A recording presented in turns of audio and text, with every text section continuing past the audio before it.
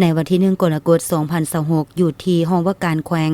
ทางรัศมีดำรงบุญหัวหน้าธนาคารการค้าต่างประเทศลาวมหาชนสาขาแขวงบุรีคำไซพร้อมด้วยคณะได้นำเอาเงินจำนวน5ล้านกีบและท่านนางแก้วอามรต่างหน้าธนาคารพัฒนาลาวสาขาปากสันมอบ20ล้านกีบให้ห้องว่าการปกครองแขวงเพื่อเป็นการประกอบส่วนเข้าในการจัดงานเฉลิมฉลองวันโอลิมปิกสากลครบรอบ132 ปีที่แขวงบุรีคำไซเป็นเกียรติมอบโดยทานรัศมีดำรงบุญและต่างหน้าธนาคารพัฒนาลาวสาขาปากสันเป็นเกียรติรับโดยแม่นทันสมใจคูณภาไซห้องประธานคณะกรรมการปกครองแขวงพร้อมด้วยภาคส่วนที่เกี่ยวข้องเข้าร่วม